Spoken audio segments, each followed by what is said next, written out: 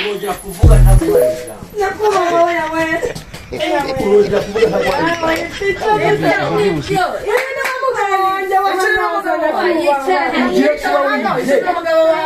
Uzane n'amagambo menshi wo. Cicika reka amagambo. Uramwishyurira. Reka kwiriza. Bakanyaga ipingu. Bakanyaga ipingu. Wenga zanga vuga mwe. Watsenga vuga mwe. Watsenga vuga. Tanda. Watsenga vuga mwe. Watsenga vuga mwe. Rero. Cyane. Oya niba kujyana ratuzajyane.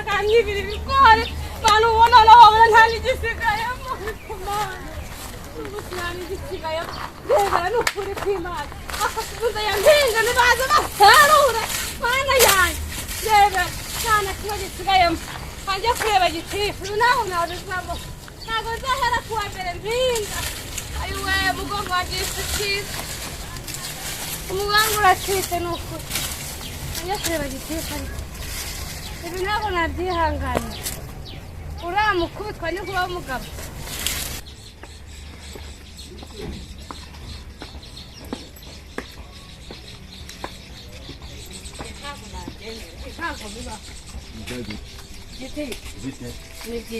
Ariko ni byiza gake. Ngewe umuntu aranzengereza. Ningira abana banje kuwa mbere, nkahingira abana banje kuwa kabiri. None umugabo biri munsi araza kansira ibigori. Nta nicyo kurokora cyo umwana byibuze ari kuranga acejeke. Njya nkuramo. Nari nje kukurajya none ngize n'amahirwe turahura. je rwose uriya mugabo mana yanjye arandembeye. harya se witwa Korotiride? Ni njye witwa Korotiride. Nzi neza yuko se muno murenge nzi neza ko nta kibazo ujya ugirana n'abaturage. Oya uriya mugabo rwose arandembeye nagiye mwihanganira inshuro nyinshi ariko noneho rwose maze kubirambirwa. Biri kuwa mbere nyibiri bigori kuwa kabiri akanyibiri bigori kuwa gatatu nuko ubwo se giti urajya unzihorere ye nanje ngewe nje kukuregera. Ntabwo ari impamvu yo kwihorera. harya uwo mugabo wakwibye ibigori iki? Uwo mugabo bitwa Makote. Makote si wejo munyi nasezeranyije nkasanga yateye inda hanze. Ni umunyamafuta uriya mugabo ntagashoboka. Ngiye nkeneye ko rwose muza kuza kumukandenganura kuko ngiye maze kubirambirwa. Ndabihaze wa mugabo ndamuhaze. Kandi nani ngiye mu rubanza rwe? Yego niba ari mu rubanza rwe reka nkukurikire. Nanjye tuye nanjye nkemura ibibazo byanjye. Ntabwo mbyumvishe ngo yakwibiye ngo ibigori. Yanyibiye ibigori yabimaze kuwa mbere nyibiri ibigori kuwa kabiri akanyibira ibigori. Mana ngiye maze kumuharambirwa. Umuntu w'umugabo urimo ntabwo ajya hinga ahubwo icyazi no kugenda agenda yiba agenda atera amada nta kandi kagashoboye rwose igiti nkeneye ko nkemurira ibibazo byanjye rwose mfite kuko uriya mugabo umaze kubirambirwa. Ibyo nabyo ni ibindi bigiye kuri dosiye ubwo ndumva Mutoni yararenganaga.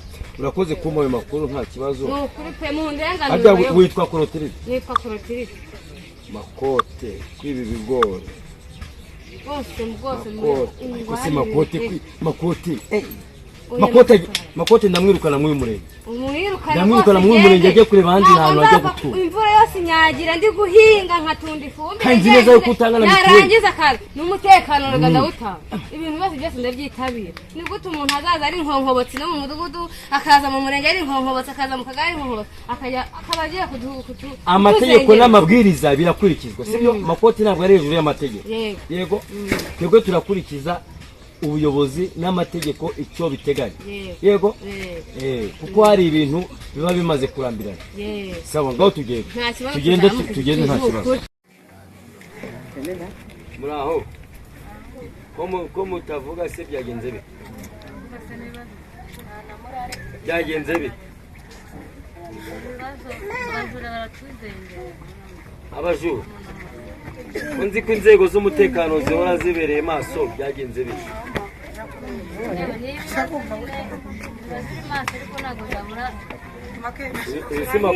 Isima kotera kumwera amafaranga nyine aba yakuye. Ibigori bya bigori byanjye yagicara hasi vuba.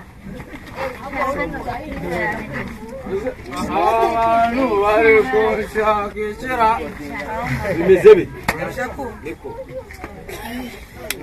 Ibi bintu ndi kubona mw'uyu mudugudu bimeze bite ko nari nzi ko umudugudu ari na kiki?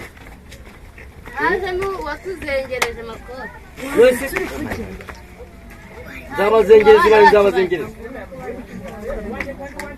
Koko byagenze bite? Ikibazo kiri ahangaha muri uyu murenge wa Nzabazengereza bimeze bite? Ubusinzi niho busigaye bwirira, ubusambo niho busigaye bwirira. Sigaye nakira raporo nyinshi zivuye mw'uyu mudugudu. Ubundi bimeze bite? Ikibazo nyine cy'umujura ahora twiba executive ubu turananiwe turanarambiwe pe. Murarambiwe? Warambwiraga ngo mwarabyaraye? Ubwo businzi twagira ngo hari abagore benshi bamaze kumusaza ubu ntiyasinda.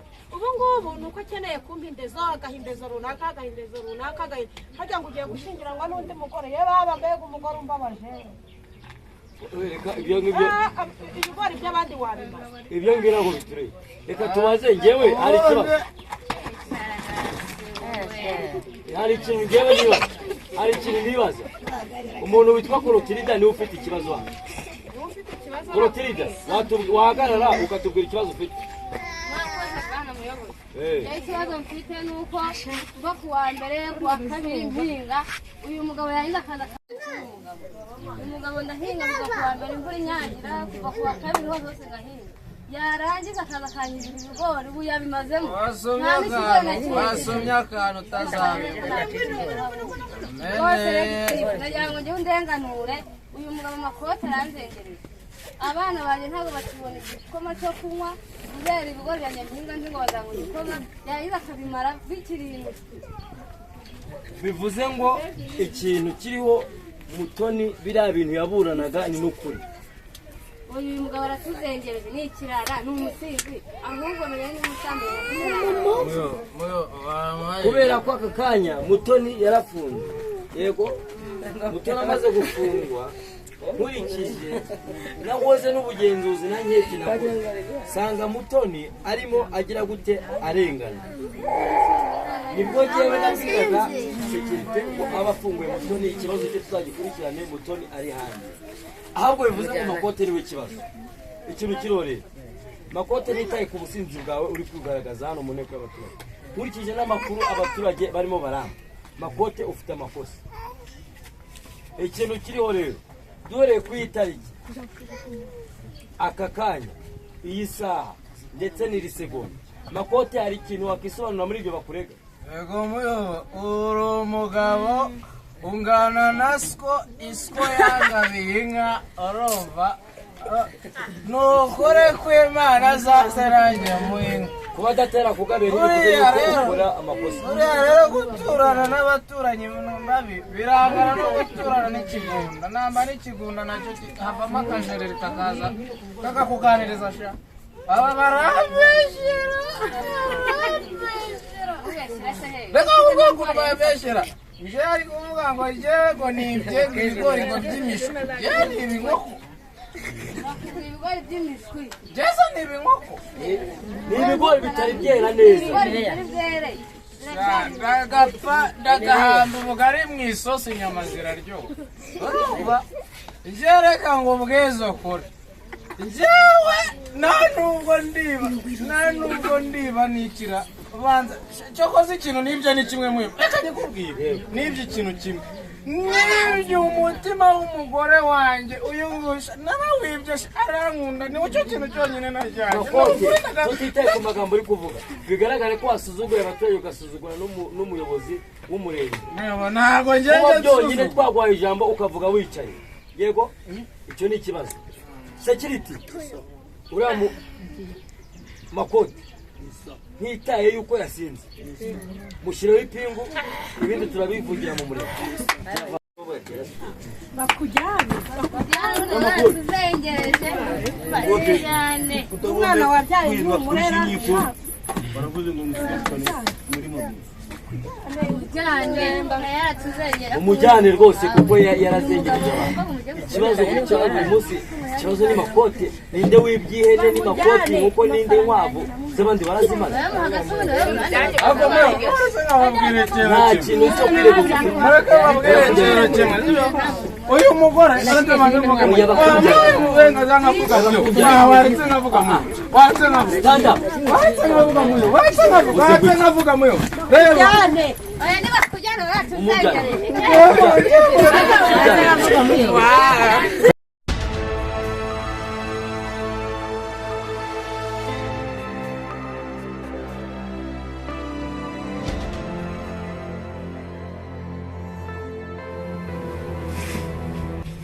mwaramutse neza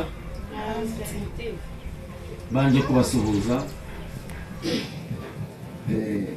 bifuriza n'umunsi mwiza hanyuma hano muri uyu murenge wacu murabizi neza ko harimo ibintu by'imyitwarire itameze neza ubwashize turi mu nteko y'abaturage hagaragaye ibintu bijyanye n'ubujura akaba aricyo kibazo kituzanye cyatuzinduye muri iki gitondo ubujura nta wundi muntu uri kuvugwa ku mbuga nkoranyambaga ibintu bijyanye n'ubujura ahangaha rwose Makote yaturembeje hano ibintu bijyanye n'Amakote rwose mumbabarire mu mbwiza ukuri umuntu witwa Korotirida nawe aragira ati ibigori byanjye yego ibyo bintu bimeze bite ahangaha kugira ngo kiye kibazo kirangire gifatirwe umwanzuro ntabwo ibyo bintu ndumva ni gute ubundi umuntu umwe ananirana ntabwo njye byumva iki kibazo reka nureke mumbwire ko ibintu bimeze Korotirida niwe muntu ufite ikibazo nk'uyu murenge ni nawe muntu ufite ijambo aka kanya ibintu bimeze bite yewe ubushize mu nama mu nteko nabaregeye mbaga ko Makote yanyibiye ibigori. Yego. Makote yagiye mu murima wanjye ibigori byose arabyangabaza habe n'icyo kuhoza umwana kirimo. Abana banjye barimo baricwa n'inzara nari narabihize mvuga ngo nzasheshamo ifu y'igikoma njye nenira umutsima natetse buride nkohereza abana banjye mu Makote byose yabimazemo. Uhageze muyobozi nawe ubwawe wakumirwa nta kigori na kimwe kirimo. Makote n'ubushize y'imbere n'isafuriya byose Makote rwose arananiranye pe. Icyo kigo gihe nari nazanye hano ya mu ndenganure abana banjye inzara igiye kubica nta gikoma baheruka kubera Makote yamarera ibigori mu murima. Murakoze. Hanyuma Makote iryo pingu rirafunze neza.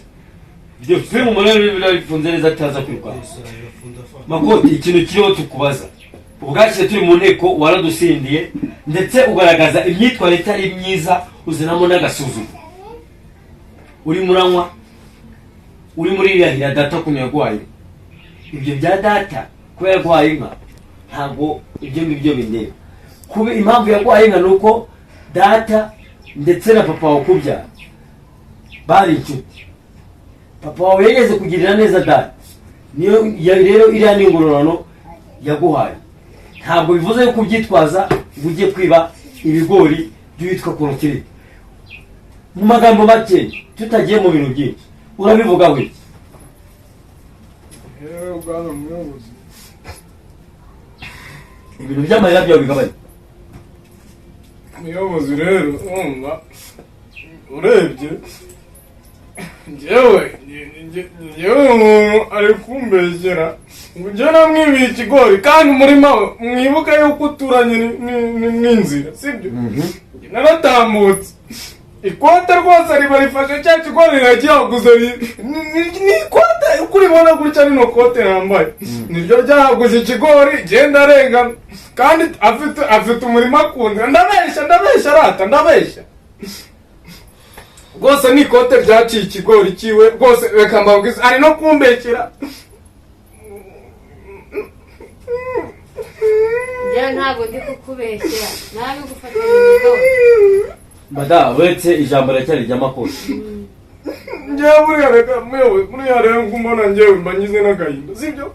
Agahinda kandi newe niki newe n'umuntu urumva muyo umuntu nta agahinda ninde n'uyu mudamu urumva iyi Clotilde itane agahinda arambeseye ngo nibye ngo ibiryo bye ngo biri mu isafuriya.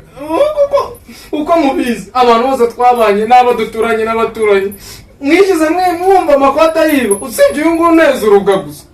Njyewe naranyuze mu murima we murabizi kuturanye n'inzira ikote ribayifashe ku kigori riragihaguye. Ngo simba ndengana nzira ubusa uretse bivuze ngo waratambutse ikote rifatwa mu kigori riragihanyura. Yego nyine nugwinye sinjya mbesha pe Urakoze cyane. Reka tubaze umuturage umwe ndabizi ko hano wabaye icyamamare sibyo. Reka tubaze Nyiragasigwa na ibyo bintu haguruka utubwire dushingiye ku bintu Makote yireguje kandi inteko y'abaturage wari uyirimo. Ibi bintu urimo urabyumva ute kuko ni ikote ryajyanye cyangwa Makote hari ahantu waba warumvishije yaribye n'ubundi mu minota mike Nyakaruru ubwo turatabaranye turaza uwo se Makote byagaragaraga ko yibye kuko yarirukase abantu baraje ariruka tujya mu nteko ubwo baramya yuko neza yuko ari igisambo koko.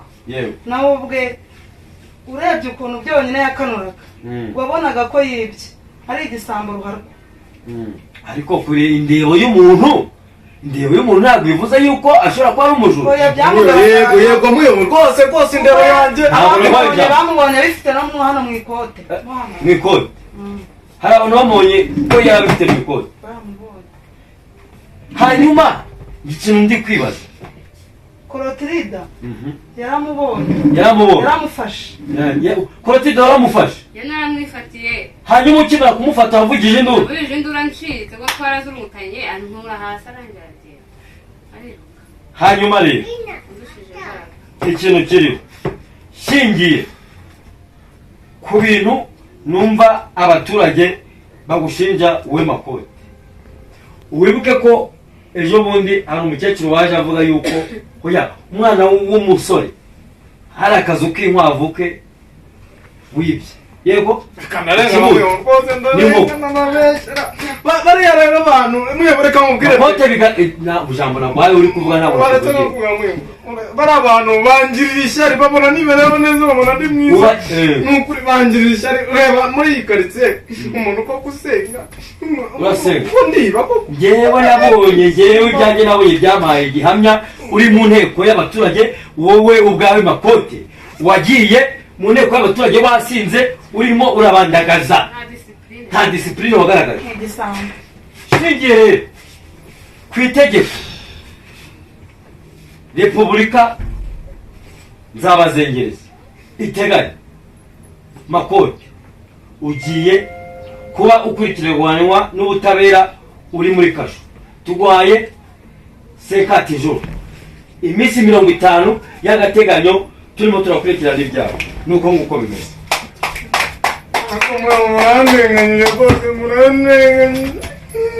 Security yes sir. Security rano yes sir. Mufata umujyana. Gahunda zimeze none soko mwamufunza abapingo noneho byaje akomeza utukaye shiri wabaye iki shiri waje cyari cyari ugero ngende mu rubaza rw'ibigori ukaruhuza ubuza hano ndetse ikibazo cy'umugabo wanjye uzana amafaranga nyishyuranye mama reka umva ubwire twebwe turi mu rubanza rw'ibigori Makoti yibye bya Clotilde akaba umurima wose yawararitse wagira ngo yari afite ahari uruganda rwa kawunga yabigemuriyemo. uyu mugabo ntabwo ni imyaka 3 ntabwo shari wanjye ntabwo yitwa umuyobozi reba neza umugabo wanjye ntabwo nkubwire madamu vuga ijambo ukora mu mufuko mpeza amafaranga uko abana bagiye kwitwara urayafite amafaranga nishyura wa mudamu wereka mubwire mama uyu ni umusheri wanjye nje gutanga ikibazo cy'ishano ry'umukobwa ryaje hano iryo shano ryagiye urafata ukandagaza umunyarwanda akazimunisha yandisha uziko bihanirwa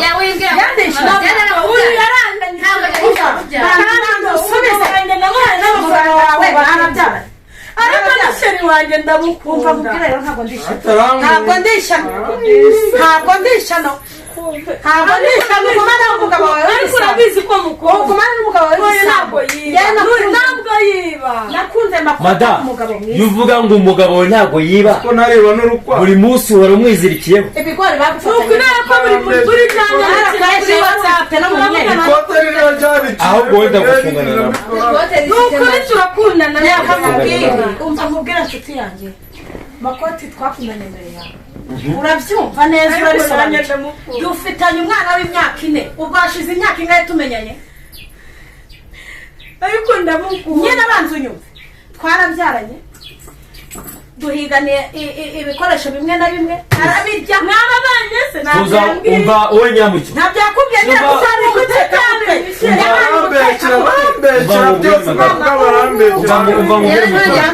nyoko kuko ntabwo nigeze nkubyara uceceke mutuze urubanza ndukemure gutya uragenda ucere mu mwanya wawe nta kibazo ariko niyongere kuntu umuntu urongera kusakuza ndashaka amusore ikintu kiriho ntabwo ari njyamubwiye ngo umugabo uceceke ikintu kiriho twebwe turimo turakemura ikibazo cy'umugabo wibya ibintu byose hano muri muhaka gace. Twebwe twari dufashe umwanzuro kugira kumufunga muri mabuso iminsi 50 yo kugira ngo dukurikirane ikibazo cye. Yego ikintu kiriho kiranga wowe uzanye amafaranga y'indiki yakababaro y'ibigori by'abandi ngo bamuri kuragende ibindi tubikurikize yongere kuyandi kuko banye ndore ya mugore yongere kuyandi wamuhaye umuyobozi ni mugabo wanjye ndamukunda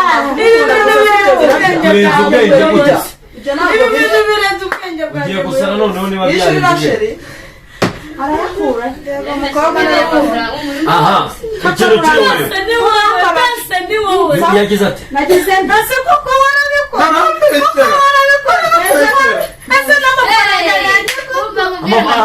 ikintu cyihorere ahubwo ndatomboye nshaka kugira ngo izi manza nzirangize rimwe yego amafaranga cyangwa izi manza nzirangize muhita najya mundekura nitaye hanyuma ni gute Dore kure bakujyana. madamu umva kurutirida Nzu twubatse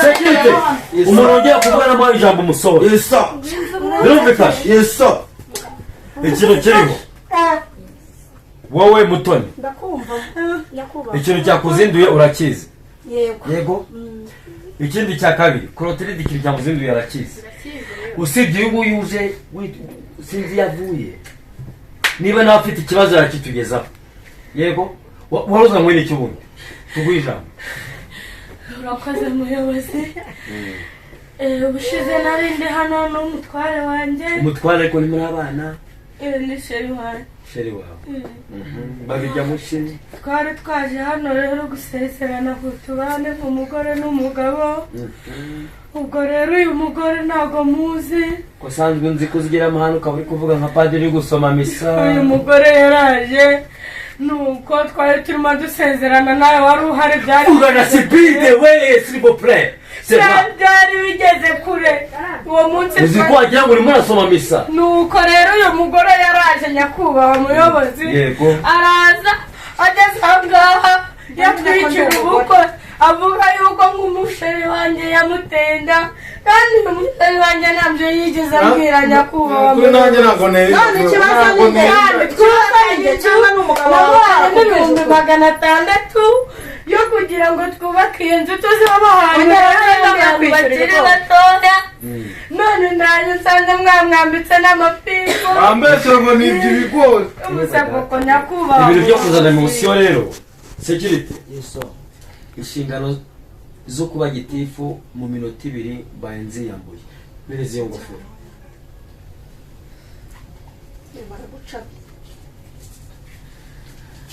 hagarara ku ruhande urongera kuvuga ntaguhana ijambo nyakubahwa oyawe urongera kuvuga ntaguhana ijambo Nibyo. umugabo wanjye uzane n'amagambo menshi wowe ceceka reka amagambo uramwishyurira reka kwiriza bakanyaga ipingu bakanyaga ipingu uyu bakanyaga ipingu uyu nguyu meza urufunguzo rw'ipingu mwe ndabona ahangaha bakugendekeye amafaranga ya mbere wamuhaye yakubwiye ko agiye kuyagura amabati yayajyanye mu rusimbi bwa mbere namuhaye wowe 600 ndabona. bwa kabiri mande no kugura inzu ayandi wamuhaye aya mbere yarayamuhaye akubwira ngo agiye kugura inzu seri ya mbere yaraye mu kabari namenye amakuru ko yagarutse muri karitsiye haciye wabibonye ku runani rw'ibyo yeso nongera kwijyana yeso wahamagare kuri ya kode yeso 001 yeso birumvikana yeso ijambo nyakubahwa bamufatanye ibigori aha kari kose ujye usaba ijambo njyabansabye ijambo sibyo mumbabarire nyakubahwa ntimwongere kuba sekirite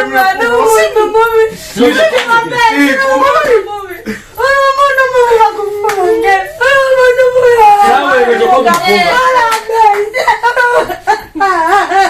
sekirite singiye ku itegeko ngewe ngenderaho ntabwo repubulika nzabazengere fata makoti ujye kumufunga yeso ihute yava ijambo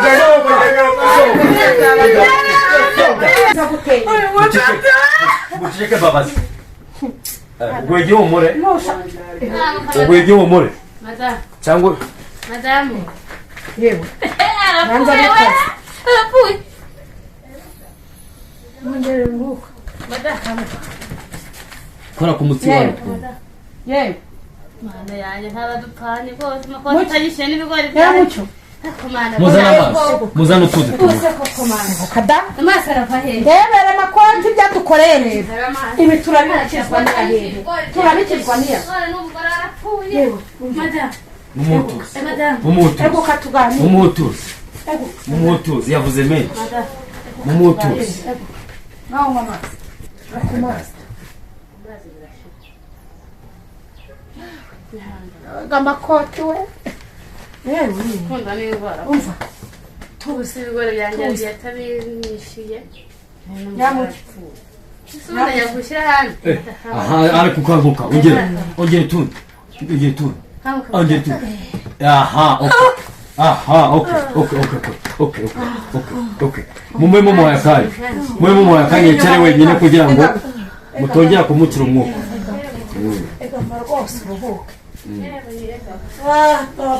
Yewe abagabo baragwira ndumiwe. Kuri gutwara umutima w'umuntu. Yabaga amakote.